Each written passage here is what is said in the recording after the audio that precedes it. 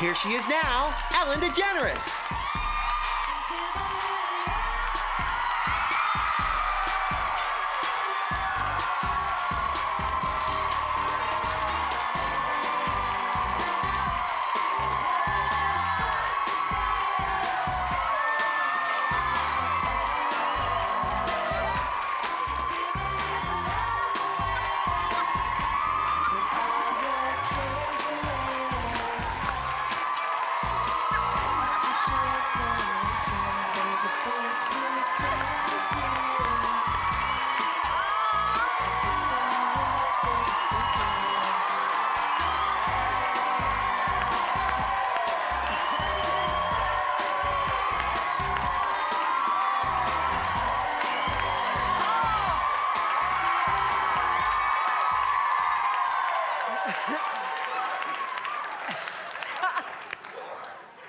Oh, it's dangerous working here, isn't it? I'm sorry, I caught you off guard. You all right? Everybody's good. All right. Hopefully we got that on camera, because that was, we'll be showing that over and over again. That's my new favorite thing ever since Sherry Shepherd went down the luge. Who's that? All right, hey, thanks. I didn't mean to not get right back at you, because that, back at you. Right back at you. I appreciate all the applause, and I want you to take some of that, and I want you to add some eggplant and just a hint of paprika, and then you've got yourself some baba ganoush. And be sure and wash your hands.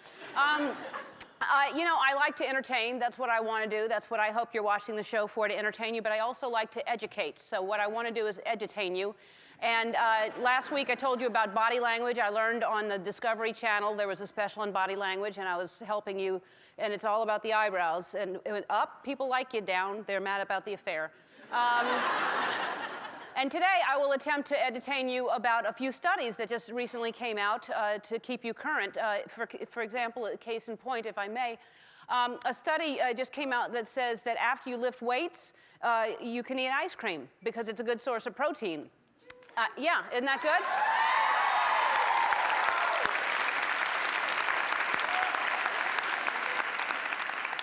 They didn't say how long you have to lift or how much ice cream. What I do is I just have a barbell in one hand and an ice cream cone in the other. So I'll lift and then lick, and then lift and then lick, and then lift and then lick. And sometimes I get confused and lick the dumbbell, and I'm like, oh. But it's a good source of iron. They say that ice cream is a good source of calcium as well, but to be careful of the calorie, because, and we know that, they don't have to tell us about that, but I say if you keep your freezer pretty cold, you'll burn some calories and work up a sweat just trying to get your spoon in that ice cream. Just sometimes that right there is almost like a Pilates move, just trying to dig down. I've never done Pilates, so I don't know, but it just... The problem with ice cream, though, is, and also, by the way, I should mention right now, if you're lactose intolerant, disregard all of this. But really, if you like ice cream and can eat it, the downside, really, to ice cream is the ice cream headache that you can get afterwards. Ice cream is the only dessert that has its own ailment, if you've noticed. No one ever says, oh, brownie migraine, you know, cupcake fever, or, sorry, I can't come to work right now, I've got a bad case of the cookie pox. Which really should be a disease because it's cute to say. Another study came in last week that says that chocolate is actually healthy, which we've heard that back and forth. Yeah. Scientists are now saying that chocolate lowers blood pressure, so I guess 4 out of 5 premenstrual women can't be wrong. And if they are, don't tell them, they'll be angry. And dark chocolate is really, really good for you because it's got the antioxidants. I have an antioxidant who lives in Kansas who sends me $5 every birthday.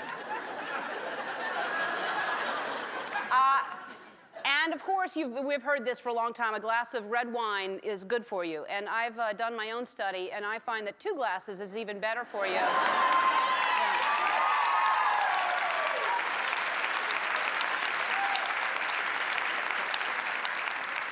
And an entire bottle will cure anything. You'll forget you were sick. You're like, what did I I have again? So let's review right now. Ice cream, good. Chocolate, good. Chocolate ice cream, great. But the best thing probably that you can have is a chocolate ice cream red wine float. You'll have an enormous amount of sugar coursing through your veins, but that's okay because you can dance it off.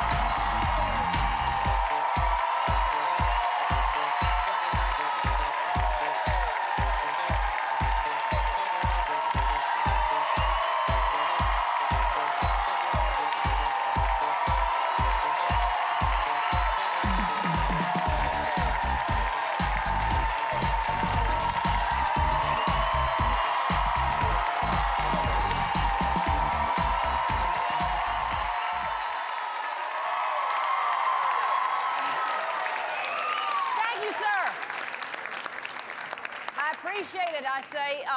Hey, Tony. Hey. Did you watch the Academy Awards last night? How exciting. Weren't they exciting? Yes, they were. That's great. Yay! Everybody looked great last night. Everybody cleans up real nice, those stars they do. Yeah. You know who else looks really great? Is he's dashing all the time on Boston Legal with his cigars and his Courvoisier. James Spader, and he's here.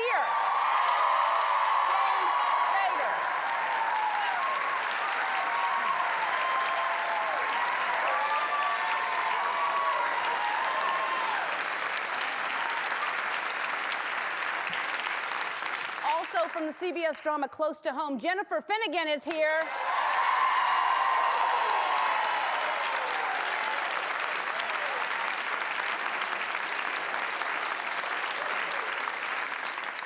And he spent his weekend cooking up some deliciousness at the Oscar party. Chef Jamie Oliver is here again.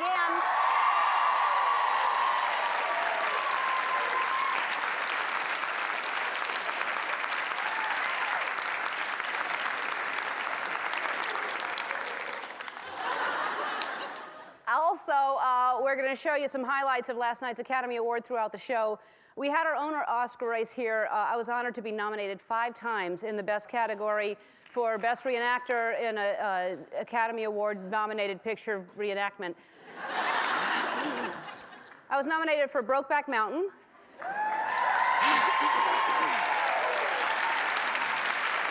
I was nominated for Capote.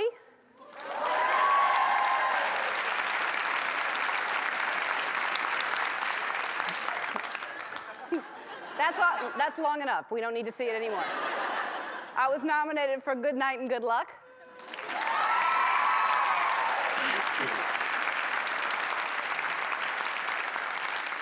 And of course, it wasn't nominated, but I was nominated for the documentary Grizzly Man.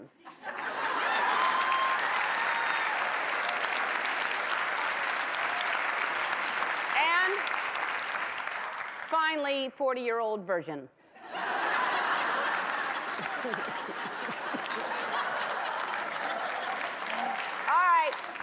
We let the audience vote on Friday, and I'm surprised, here's what won. And then it was there was over there one. Then I was named on the meeting. I was upset.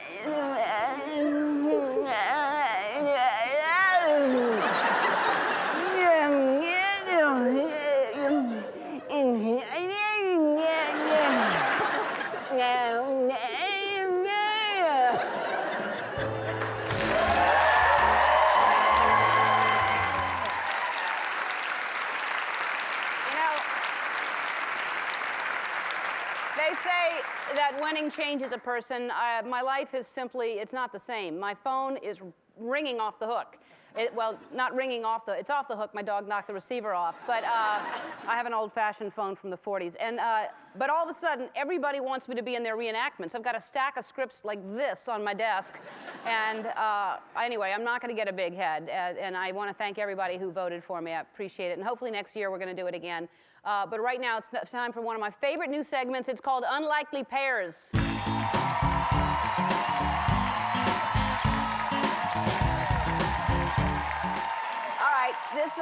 This comes from Daniil Harp in East Greenville, Pennsylvania.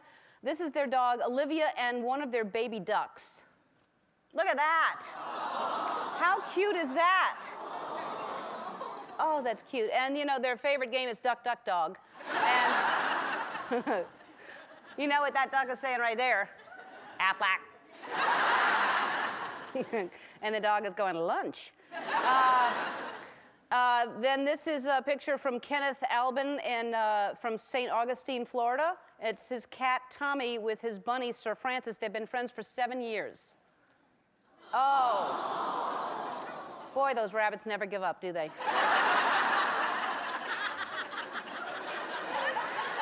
That cat saying, "Not now, I have a headache. Leave me alone." This is from Jennifer Beets in Highland Springs, Virginia. It's a real frog kissing a ceramic frog statue.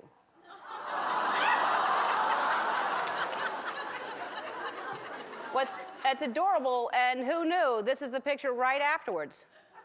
She got a prince.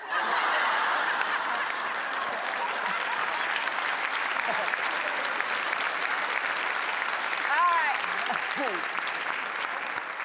And this next one is a clip from the lovely people at the San Diego Zoo's Wild Animal Park. This is Koza. It's a lion cub and Cairo, a mastiff puppy that are growing up together so far. Me and you and me, no matter how they toss the dice, it had to be the only one for me is you and you for me, so happy together.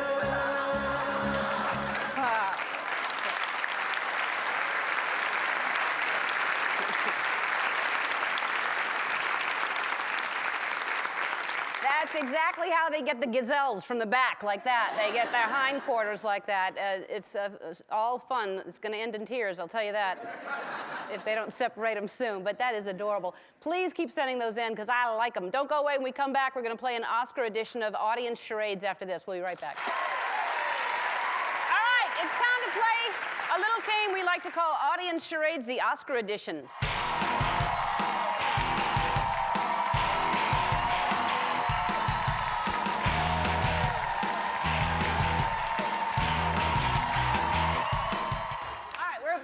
Reverse version of classic charades where I'm going to guess the clues that the audience is going to act out for me, and those clues are going to be titles of Academy Award-winning films.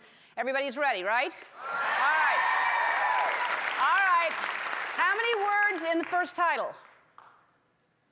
Two. No talking. Who's not played before? All right. If you start calling out the things, it's going to be easier for me to guess. All right. First word.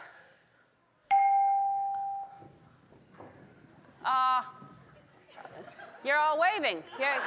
It's raining. Shorter. Rain. The rain in Spain falls mainly on the plain. Rainwater. Rain. Second word is rain. Rain Tom. Rain monkey. Rain monkey. Rain man. Rain man.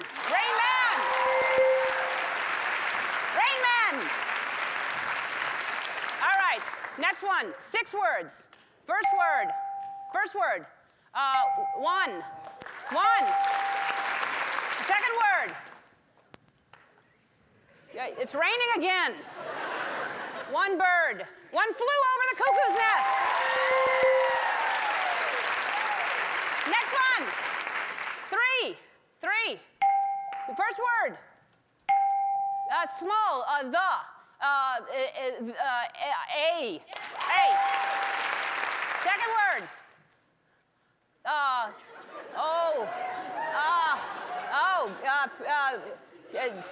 Sexy, pretty, beautiful. Beautiful. Third word. A beautiful mind. Five words. First word. Small. The. It. With. It. With. The. All right. Second word. Silence. Of the lambs. That's it. That's good. Y'all are good. Thanks for playing Audience Charades, the Oscar edition. James Spader joins us after this. We'll be right back. Our first guest is the popular TV star of the hit show Boston Legal. Here he is in action. Please welcome back to the show the Emmy Award winner, James Spader.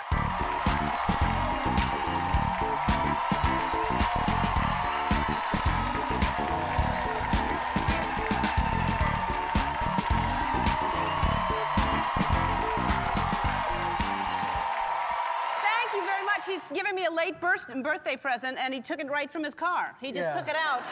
I don't know them, so I look forward to hearing it. Yeah, I was driving around this morning coming from an appointment actually to come here, and I had that in the car, and I looked down and I'd forgotten Ellen's birthday this year, and I felt terrible about You're it. Sweet. I forgot yours too. Yours was just recently as well. Yeah, it was just after yours, and so I grabbed it, and it's a great soul funk album. This is some thank you. hand sanitizer. It's yours. Thank you. No, Yes. seriously, I don't. Here's a bow. Well, no, that's your bow, so I borrowed the bow from you actually for your present. Well, so then take it back. I'll take it now back. it's all we're Thank equal. you. Thank you so much. It's sweet, and happy birthday to you as well. And you Thank look you. great. And how are you? I'm doing great. Really great. Happy to be here. Yeah.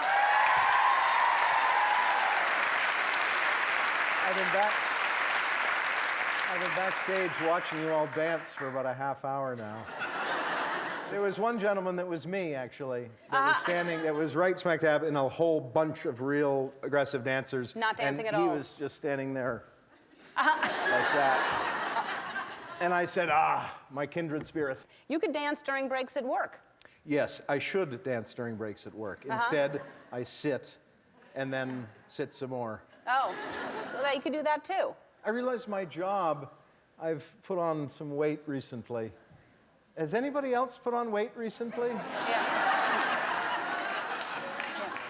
Because I've put on a little weight recently. Really? Yeah, and it's besides world events and learning my lines, I pretty much am thinking about my weight gain. It's those three things? It's those three things. Yeah. And I realized that I'm in an office job now. I used to work in films, which, I'd go and do that for a bit. I'd do a film for 3 or 4 months, and then I'd go off and do something else. Now I've got an office job for, 10 and a half, 11 months out of the year.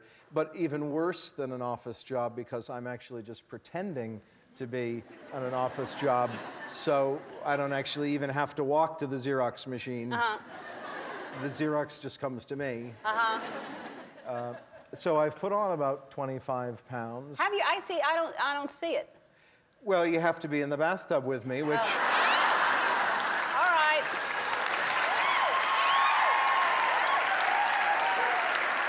Okay.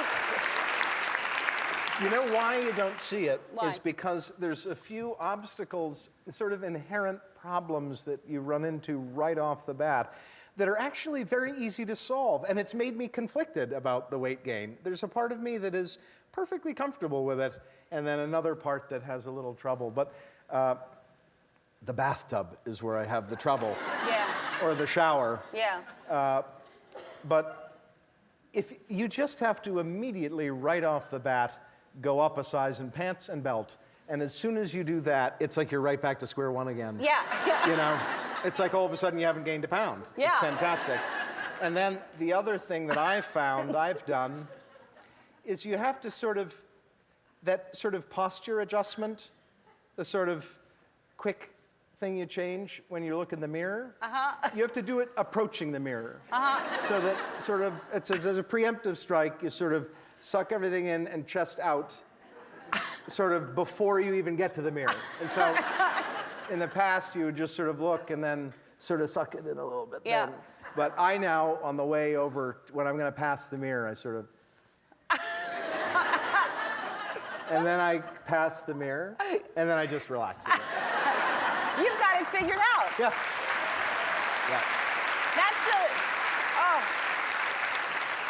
That is absolutely true, because it's just when the pants are tight that make you so uncomfortable. No, that's it. And then if you just go up a size, it's so easy. Yeah, it's really easy. That's the Yeah. only thing that reminds you every day that you've gained weight is your pants. Right. That's why I have bigger pants and smaller pants, so I fluctuate between, Well, then eventually... that. I'll have to go You up know even what bigger. happens eventually. No, I stay within that. That's No, what, eventually it becomes sweatpants. Oh, I see. That's like when you've been put out on the farm. That's like when you're out on the back pasture. You're in sweatpants. Yeah. I find that during the summer because I'm in sweatpants all the time or pajamas. You don't until you put real clothes on. You don't notice you've gained weight. Good. All right, I don't know where we're going with this, so I'm going to stop. We have to go to a commercial, and we come back. We're going to play a little game that we made up that I think you're going to enjoy called Boston Legal. And we'll be right back.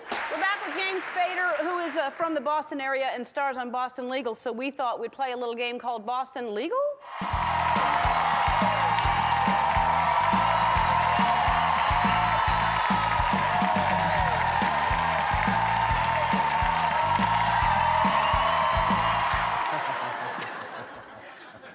Are you a legal scholar by any chance? Not in the least. No, okay. I know nothing about the law. Nothing? Never done time? No, never done time. All right, here's how we're going to play this game. I've talked my way out of every infraction. Really? Yeah. Good for you. Yeah. Okay, here are the things that I'm going to read you something, and you're going to tell me if it's a real Massachusetts law or not. Ready? Number one, gorillas are not allowed in the back seat of any car in Massachusetts. That's not a real law. That is a real law. In order for a pickle to officially be considered a pickle in Massachusetts, it must bounce. That's not a real law. It is not a law in Massachusetts, but it is in Connecticut. Okay. Close. But it is not, you're right. At a Massachusetts wake, mourners may eat no more than 3 sandwiches.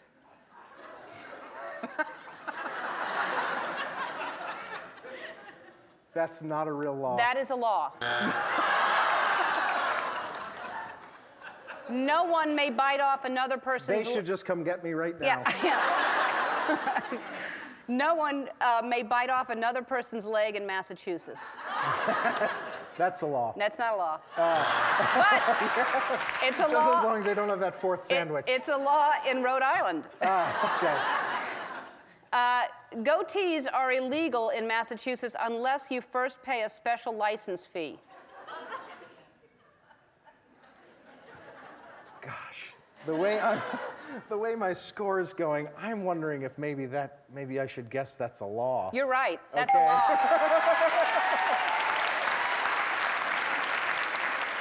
Oh, this is a good one.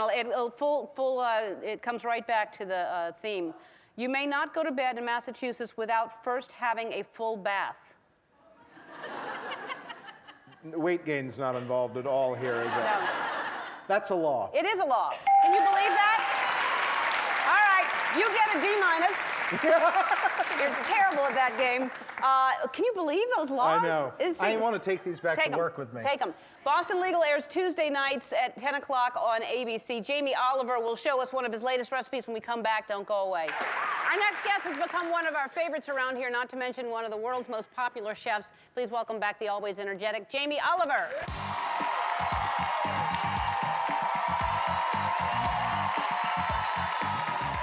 I'm good. Okay, what are we making today? Tiger, we are making pesto. Who likes pesto? You know what? I say I like it, but I don't really know what it is. What's it made of? Let me tell you. Pesto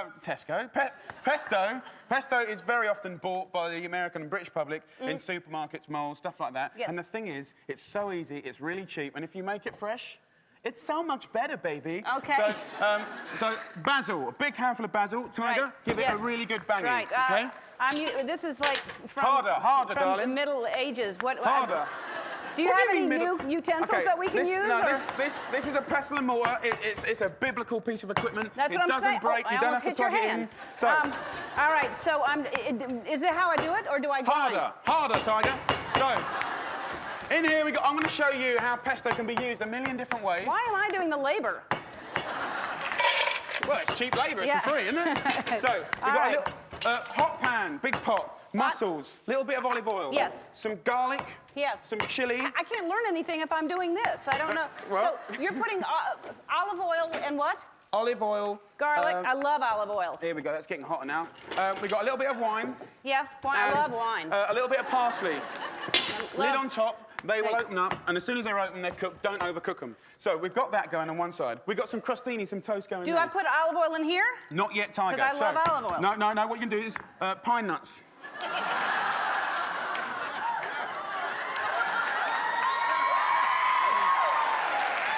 All right. Wow. You're going to be regular tomorrow, darling. Oh, my Lord. Harder, Tiger, harder. OK, so we got basil. We got pine nuts, right? We got one clove of garlic, right? Bash it. Harder, Tiger, harder. Come on, that's it. A bit of aggression. Lovely. That's it. Bash, bash, I'm bash. just trying to hear you so I can learn. OK, some people toast the pine nuts. Don't do that. Why not? It goes too nutty and too heavy. I learned to make it from the master pesto geezer in Italy. And you do it like this. Let's have a little... And then a palm down. That goes in. Now, you can pour the olive oil.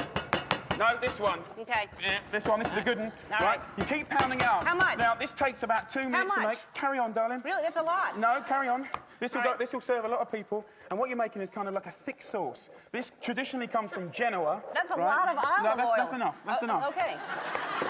That's what I'm So saying. what you got to do is balance the flavours of the basil, pine nuts, the cheese, and the oil. You taste.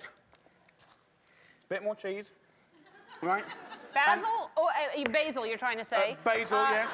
Basil, pine nuts, Yes. olive oil, Yes. and cheese. Parmesan cheese. That's all you put in there. Right.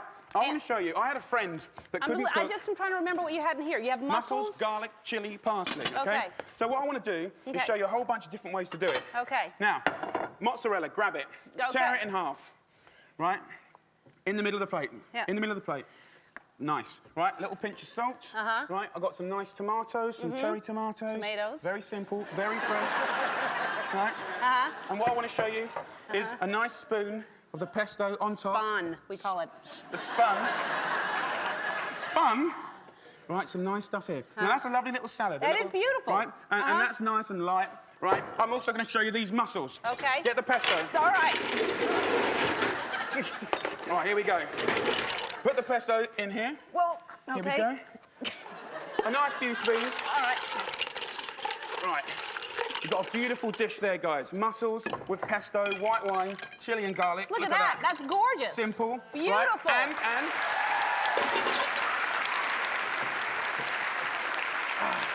roast chicken. Chicken. Now, what I want to show you... Yes, thank you very much. Now, what I want to show you is that you can use tagliatelle, green beans, toss in some pesto. You know, roast chicken, just a nice big lob of pesto. You know, you get some nice bit of mussels, toss in some pesto. A little crostini, smear on some pesto. Nice mozzarella salad, smear on some pesto. We're done, sweetheart. There you go. It's amazing. Look you did all this. Pesto.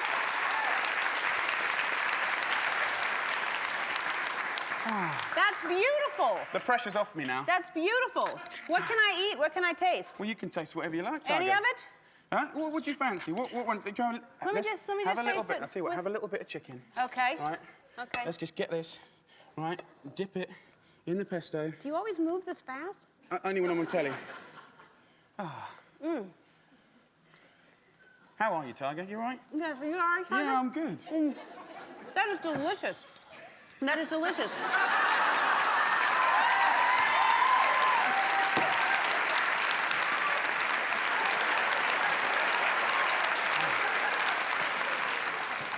You can... You can find these and other great recipes in Jamie's Dinners, available in bookstores now. Jennifer Finnegan's going to be here when we come back. Don't go away. Please welcome Jennifer Finnegan!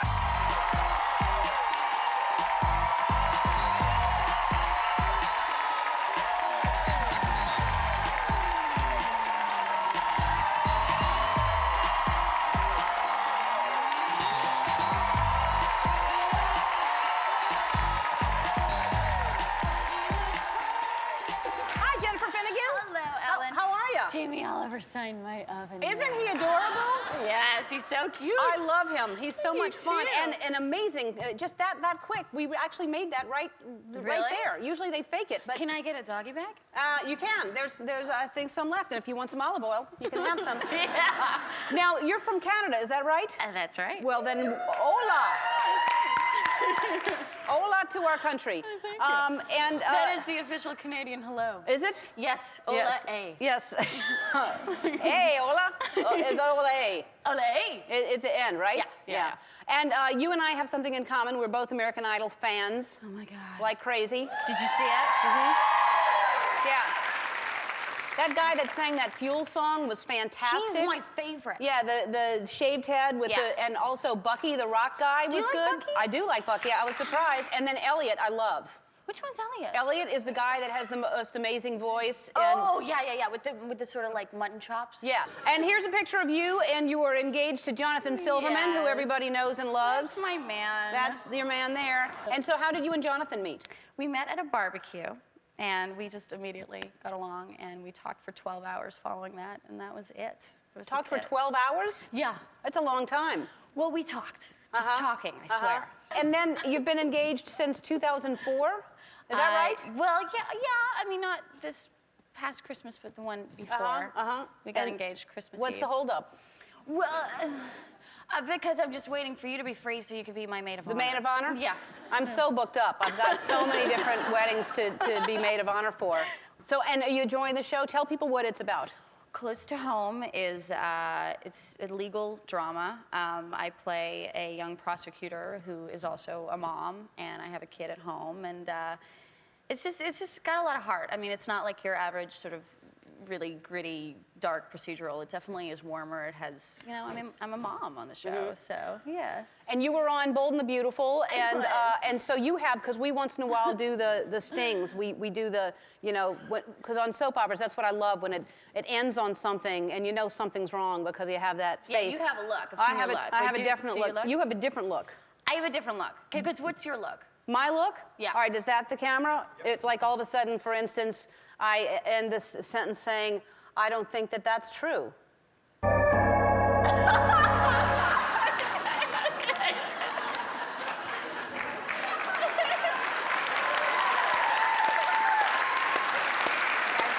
What's yours? Okay. There's your camera. All right, well, there's a different way to go. If you're playing like a victim character, which is what I was for 3 years, I wish I could get the tears going. Hold on. Okay, here we go. Ready? You can get tears going? Well, I might be able to. Okay. Why did you lie to me? Wow.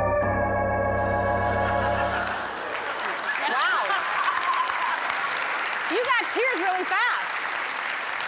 All right. I'm going to try to cry too. Okay, ready? And go. Why did you lie to me?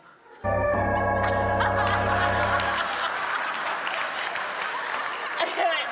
Okay.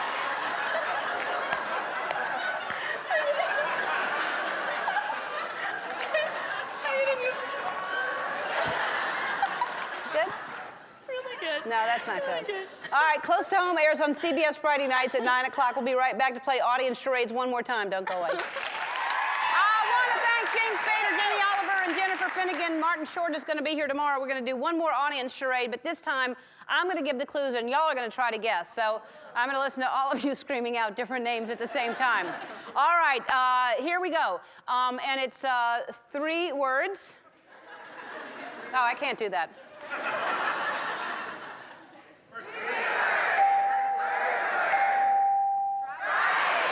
Yes! Thanks for playing Audience Charades, the Oscar edition. Hey, you're all getting a copy of Harry Potter and the Goblet of Fire. It comes out tomorrow, but you're getting it today on DVD.